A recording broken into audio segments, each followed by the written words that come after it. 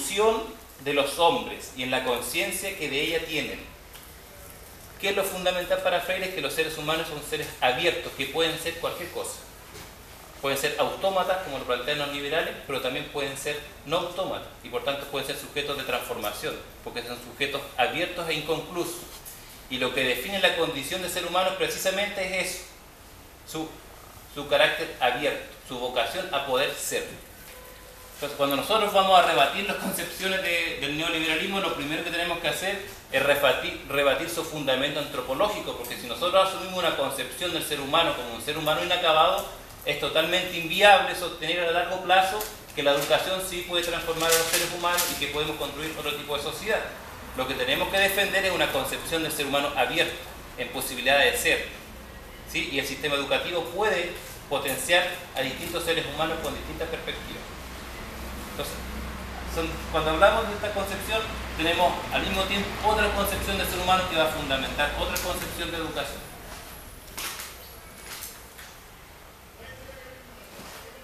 El propósito de Freeman entonces es lograr que este ser económico, este homo económicos, se pueda desarrollar en su máxima plenitud. Y el objetivo de largo plazo es precisamente estructurar, es ordenar toda una sociedad bajo la lógica mercantil. ¿Ya?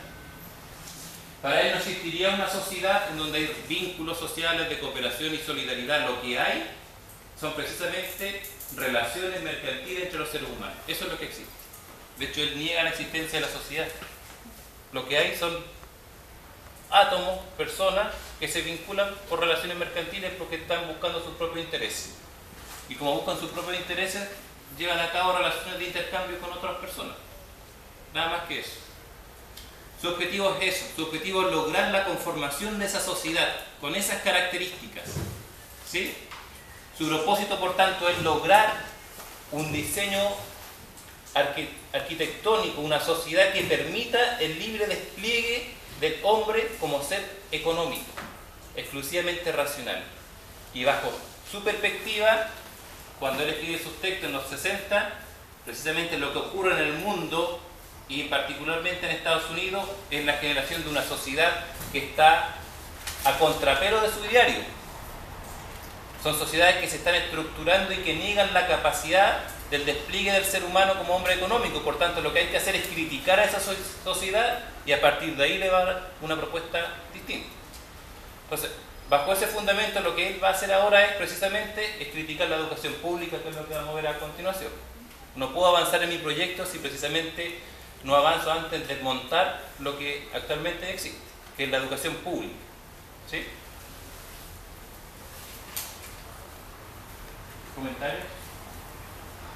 Sí, estuvo tomando la idea del hombre como económico.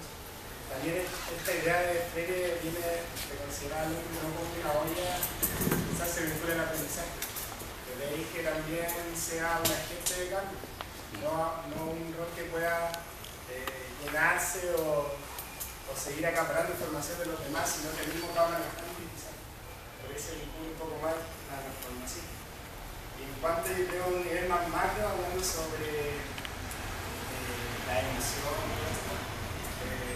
desde el área de la gestión de los recursos humanos, también se ve este modo económico visto de la manera racional, de brindar competencias para poder ser funcional y poder seguir en esta maquinita para producir objetos. Es importante, creo que esa palabra es funcional, eso es la clave, porque siempre el hombre en esta lógica o la educación es funcional a unos propósitos mayores. ¿Cuál es el propósito mayor de Milton Friedman? Una sociedad exclusivamente mercantil en todas sus expresiones, en la educación, en la salud, en todo. Si eso existe, realmente se está desarrollando la libertad individual y el homo económico. Por eso está todo supeditado a alcanzar ese proyecto, que para algunos autores, claro, es un totalitarismo utópico, porque en la búsqueda de aquello mercantilizan absolutamente todo. De hecho, cuando él define un poco la relación del intercambio de mercancía, dice que siempre se va a dar cuando ambos sujetos están de acuerdo. Entonces, que no va a existir como la injusticia, porque si no, no va a existir la transacción. Y ahí como que viene también el ideario o esta lógica de mano invisible supuestamente que va a corregir la injusticia y que si uno la aplica, o sea, dentro de las curiosidades, muchas veces, por muy informado que esté uno, se comete la injusticia y uno cede frente a la presión de una negociación. Sobre todo en la lógica que después uno de los sujetos no maneja la información y está este organismo, no sé, por el CERNAC, nosotros lo vemos actualmente, tratando un poco de equilibrar, ¿no es cierto? Y derechamente, porque esta mano invisible no existe. Entonces ahí yo también, porque a veces caigo en esas curiosidades de ver cómo analizaban las transacciones, porque era bastante como idealista desde ese punto de vista. ¿Sí? Bueno, decíamos que en esta lógica entonces alcanzar el objetivo de una sociedad especialmente regida por individuos que establecen relaciones mercantiles, lo que debe hacer Friedman es criticar en el plano educativo la existencia de la educación pública. En eso no vamos a entrar ahora. Él hace 4 críticas a la educación pública que están en sus textos de manera muy clara. Él es un enemigo de la educación pública. La educación pública es la negación misma de su proyecto, del homo economicus. No son conciliables, no hay un punto de encuentro, no hay un reformismo. Es el desarrollo del homo economicus, de la sociedad mercantil, versus la educación pública. La existencia de su proyecto requiere la negación de la educación pública. ¿Qué le sucede? Obviamente sus escritos están en función de una caracterización que hace del sistema estadounidense en los años 60, que compartía una característica con los sistemas latinoamericanos, que eran una fuerte presencia del Estado en la educación pública, con una dependencia directa, con recursos financieros directos, ¿cierto?, con organizaciones de profesores muy fuertes, el Estado docente. En ese momento histórico no estamos situados. Le acusa de ser socializante, ¿sí? En esta lógica también de lo que ocurría en el mundo, contaban el proyecto de la Unión Soviética en una perspectiva socialista. Ese carácter socializante se deriva de la estatización de la educación pública, y lo fundamental es que en la medida que la educación se estatiza, se vuelve socializante, niega, y esto es lo peligroso para él, el derecho de los padres a la elección de la educación de sus hijos.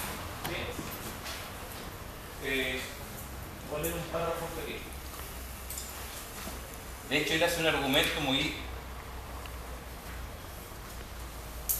El argumento que él hace para establecer eso en su texto es muy refutable, de hecho lo refutan, pero él parte del supuesto de un estadio, de un punto cero ideal, en donde él dice que en ese primer momento de la historia de Estados Unidos y de los países latinoamericanos, lo que existían eran escuelas que eran controladas por las familias, no por el Estado.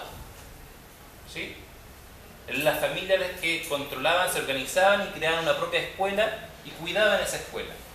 Y a mediados del siglo XIX se genera una tendencia, él dice, en el plano intelectual, no por intereses de los padres, sino que en el plano intelectual, que busca crear esta idea de los sistemas nacionales de educación pública, y se le va quitando originariamente esta responsabilidad a los padres y la educación va pasando al Estado.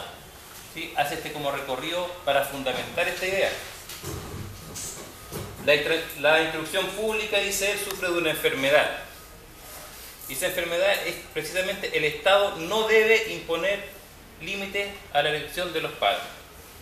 En el caso de la enseñanza, esta enfermedad ha adoptado la forma de una privación a muchos padres del control sobre el tipo de educación que reciben sus hijos, tanto directo, por medio de la elección, y el pago de las escuelas a que acuden estos, como indirecto, por medio de las actividades políticas locales.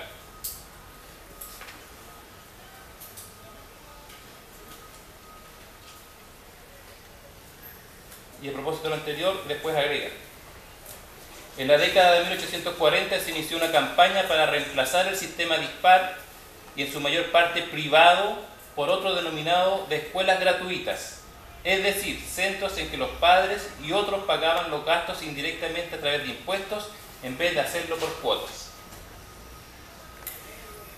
Esta campaña, dice Friedman, no fue emprendida por padres insatisfechos, sino mayoritariamente por profesores y por funcionarios públicos.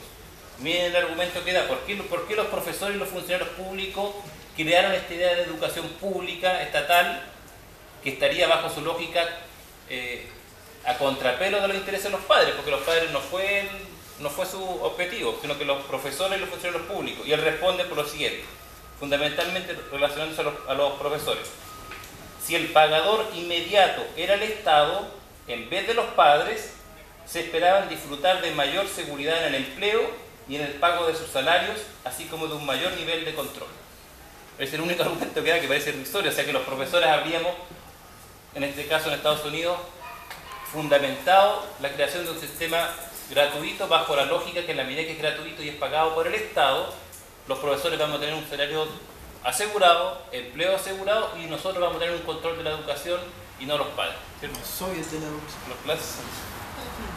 Entonces hay una lógica de interés corporativo. Es el único argumento que da, y lo subrayo porque es bastante irrisorio. O sea, no hay una argumentación más empírica, un argumento que se crea bajo ese punto de vista, digamos. Para Friedman es ilegítimo entonces que el Estado eduque. Es ilegal e ilegítimo porque va en un contrasentido de la búsqueda de la libertad individual, que en este caso se expresa en la libertad de los padres de poder elegir. ¿Cuál es la función exclusiva del Estado según Friedman? Entre los recursos para los padres en este caso, establecer conocimientos muy básicos y mínimos que van en la lógica de los valores del mercado y velar por las condiciones básicas de los establecimientos, que puedan cumplir ciertas normas básicas, sanitarias, etc. No se puede meter en temas curriculares, pedagógicos, ni nada. Entonces la primera crítica es precisamente que los padres no tienen libertad porque los sistemas se han constituido en una lógica socializante derivada de la estatización. Y esa estatización, insisto, no fue un proyecto de las sociedades en general, sino que fue un proyecto de los burócratas, de los funcionarios y de los profesores con el único objetivo de garantizar su estabilidad laboral. Es obvio que se deduce de ese planteamiento una crítica atroz a todas las organizaciones docentes, porque las organizaciones docentes estarían en contra de los intereses de Friedman.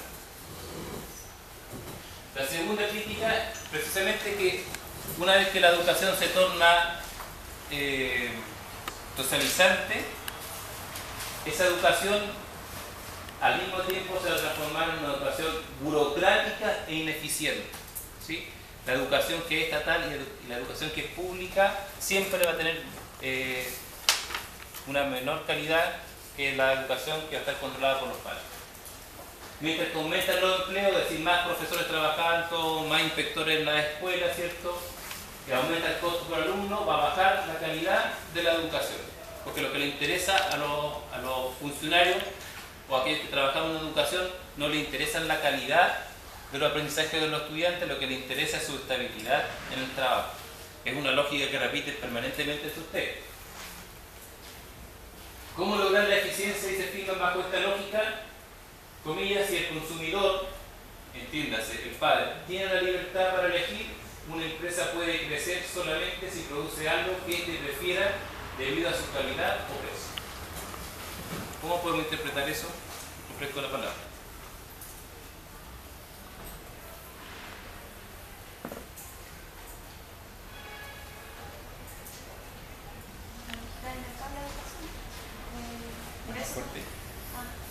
La lógica del mercado de la educación. Friedman dice en ese texto y ve también de por qué es nocivo que la educación esté en manos del Estado, porque nos van a obligar a construir un producto y no nos van a dar esta libertad de poder elegir cualquier otro producto, qué sé yo. Pero ¿cómo logramos la eficiencia? Porque ahí, claro, Friedman hace una crítica o identifica una problemática, ¿cierto?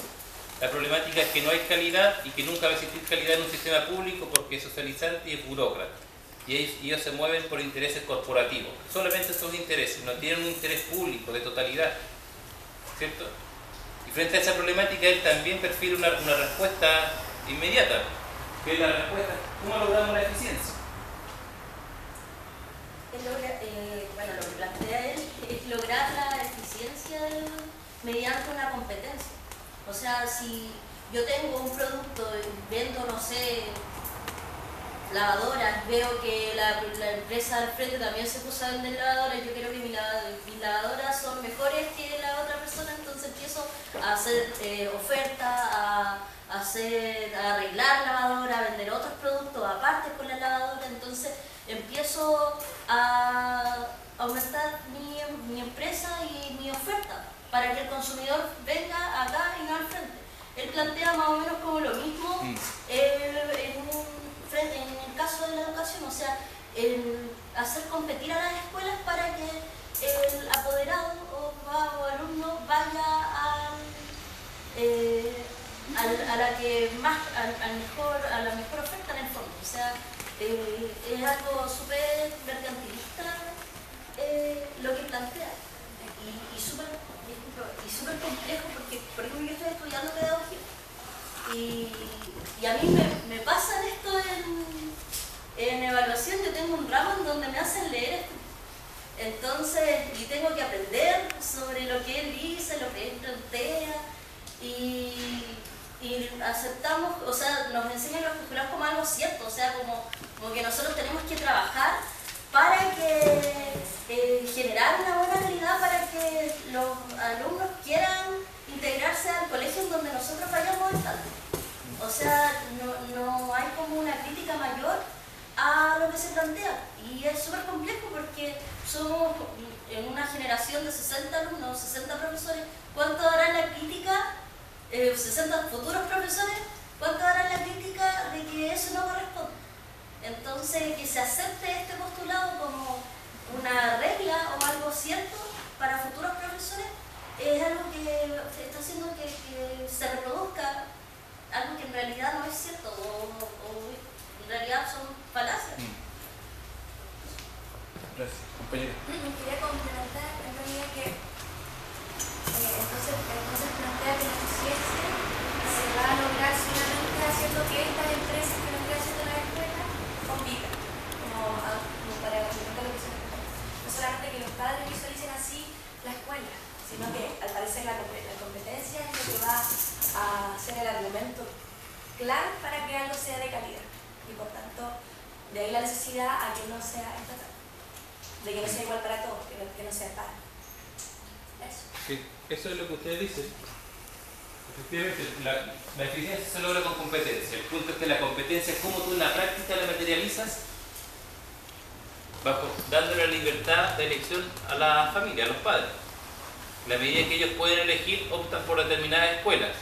Se supone que la escuela, que opera de igual manera como una empresa, que otorga mayor calidad, va a captar mayores consumidores y aquella que no, al contrario. Y por lo tanto esas empresas o esas escuelas van cerrando y otras, en el efecto de la competencia, hay unas que se van fortaleciendo. Entonces esa es la propuesta que él se va perfilando. Entonces cuando el objetivo dice que podamos comprender un poco la concepción económica de educación que tiene Friedman, es esta la lógica. Su concepción económica es esa, trasladar una lógica de la economía capitalista, ¿cierto?, al plano educativo. Y yo creo que también cae en el vacío porque por lo menos uno puede encontrar que tendiera a definir este concepto de calidad, que es un poco la discusión, ¿no es cierto?, como actual, donde por lo menos el autor nos hace una definición de algunos rasgos, ¿no es cierto?, de esta supuesta calidad que daría la competencia. Entonces yo creo que ahí también hay ciertas limitaciones en torno a su propia definición de calidad. O sea, va a existir, pero no la define. Por lo tanto, también quedamos como cortos si quisiéramos utilizar a este autor. Claro. Él nunca va a definir qué es calidad, porque su concepto de calidad, la única manera de poder identificarlo, pareciera ser, es que es aquel que te permite mantenerte en el mercado. Si tú puedes mantenerte vigente en el mercado, eres de calidad. Así es simple. Sí. Pero no hay una concepción más acabada de calidad y no lo va a haber nunca en el plano educativo, porque su propósito no es reflexionar desde lo educativo.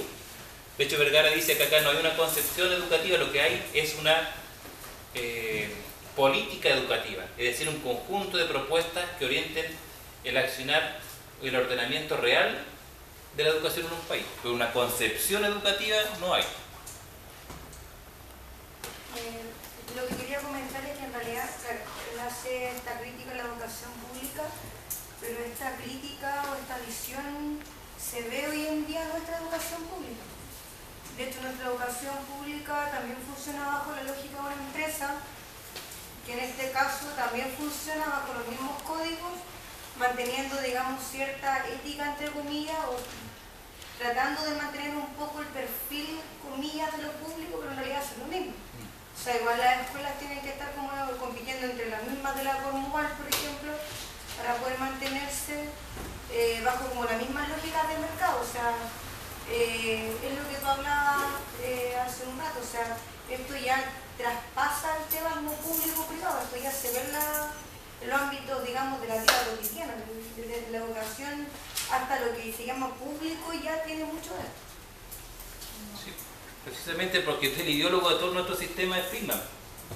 Todos sus planteamientos, lo que estamos viendo, el 95% se aplicaron en Chile con la dictadura, todos lo sabemos, y después durante la concertación no hay ajustes menores, pero la filosofía que estructura nuestro sistema educativo es lo que está acá a la base.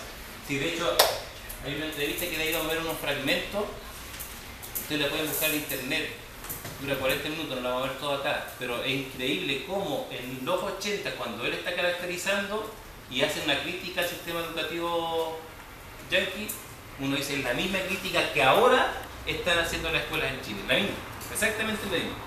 Entonces nosotros ya vamos, tomamos el modelo de ellos y vamos en la crítica 40 años atrasados. La tercera crítica es lo que ya hemos anunciado anteriormente, que es la educación pública va a estar siempre amparada, o va a estar ella amparando los intereses corporativos. Él plantea que hay una lógica de intereses totalmente antagónicos y que nunca van a ser conciliables entre los intereses de los padres y los intereses de los profesores. Nunca va a haber conciliación, porque dice los intereses de los profesores, los administradores y los funcionarios sindicales son distintos que los padres cuyos hijos educan. Sus intereses se pueden satisfacer con una mayor centralización y burocratización, aunque éstas no satisfagan a los padres, y de hecho, un modo de servir dichos intereses consiste precisamente en la reducción del poder de los padres. Entonces, para él, mientras menos poder tengan los padres, ¿cierto?, mayor poder van a tener los burócratas, los profesores, y sus intereses van a estar siempre en una lógica diametralmente opuesta. Entonces, bajo la conclusión de esa premisa, digamos, es que es totalmente impensable pensar en la construcción de una comunidad educativa en donde nosotros incorporamos a los padres, los apoderados, a los demás actores que están alrededor de la escuela, porque eso bajo su lógica es totalmente antagónico, porque los intereses de los profes son otros. ¿Sí?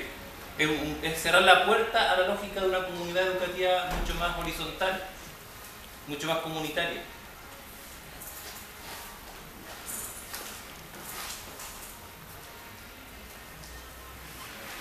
Una última crítica dice en relación con el hecho que la educación pública va a desnaturalizar los fines de la escuela. Para él la escuela tiene determinados fines que son propios.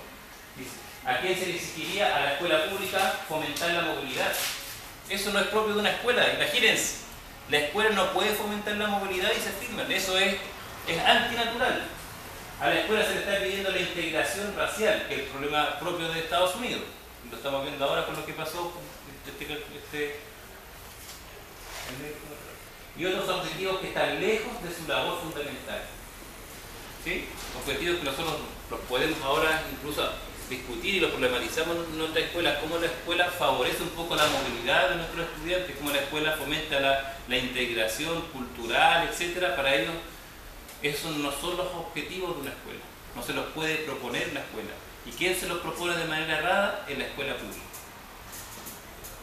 Obviamente que esos objetivos, él no lo plantea así, también nosotros podemos agregar que un objetivo que desnaturaliza los fines de la escuela es la formación en la educación ciudadana. Tampoco se puede proponer la escuela esos objetivos. Los fines de la escuela son extremadamente reducidos bajo la lógica del neoliberalismo y de Friedman. Ya decíamos, preparar con conocimientos mínimos que hagan una valorización del mercado, ¿cierto? Este Estado que entrega los recursos financieros mínimos y que el Estado a la vez asegure normas básicas de funcionamiento de la escuela. No es nada más que eso.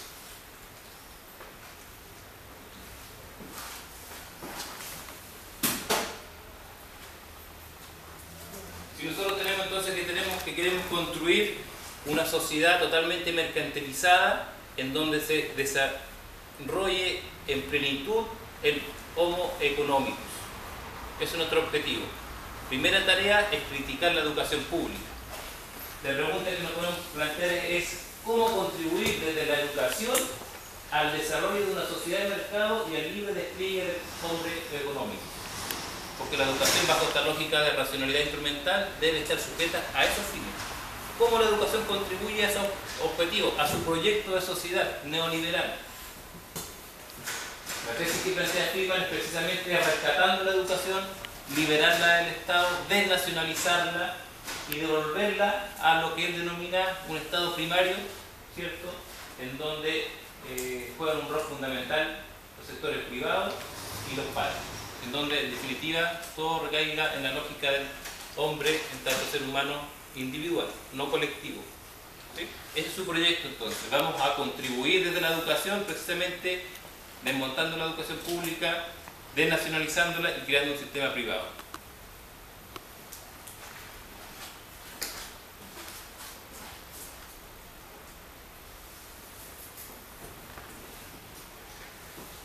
En lo concreto, ¿qué significa eso?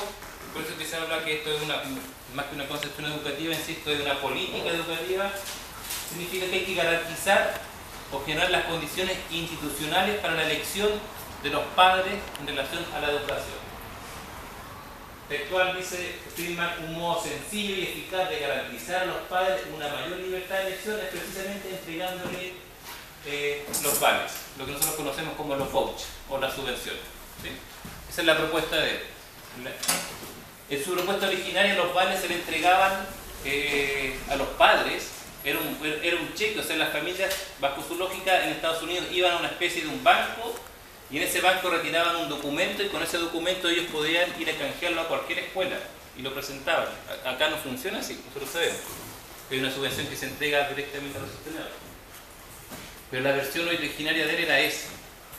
¿Ya? Crear los vouchers. ¿Qué significa en términos concretos? Modificar la estructura de financiamiento desde la oferta, como lo hace la educación pública, ¿cierto?, con presupuestos fijos o basales, y se cambia la lógica de un financiamiento vía demanda, que se hace efectiva precisamente a través de los padres que contienen este voucher, ¿sí?, y que se mueven en la búsqueda de las escuelas. Hay que garantizar efectivamente la libertad de elección de los padres de esta escuela. Modifica la carga financiera en el sentido, el mayor argumento que él planteaba es que los padres que tienen la capacidad económica para poder pagar una buena educación tenían que pagar 2 veces impuestos. Pagar un impuesto regular, ¿cierto?, y al mismo tiempo tenían que pagar 100.000 pesos de mensualidad. Entonces eso discriminaba. Lo que planteaba, digamos, para regular el tema financiero, Friedman es precisamente ordenar el tema de carga tributaria y se le entrega un voucher y por tanto todas las familias van a poder ocupar ese voucher donde ellos quieran. Y se ordena el tema de la carga tributaria. Y en cuarto lugar implica la necesidad del autofinanciamiento en la escuela, que se autofinancien en la medida que son capaces de captar los vouchers de los padres. ¿Sí? Entonces, la lógica del voucher, que nosotros bien la conocemos, de la subvención, hay que entenderla en la lógica que es la materialización, en la apuesta concreta real que hace efectiva la libertad de elección de los padres, y esa libertad de elección tiene un fundamento mayor, que es el desarrollo pleno del hombre como ser económico. Eso es lo que está en juego atrás, esa es la filosofía de atrás. Entonces, cuando la derecha hoy se opone a esta idea, es precisamente, no lo dicen, no tiene sentido plantearlo en el debate público, pero es la defensa de este concepto de ser humano. ¿Sí?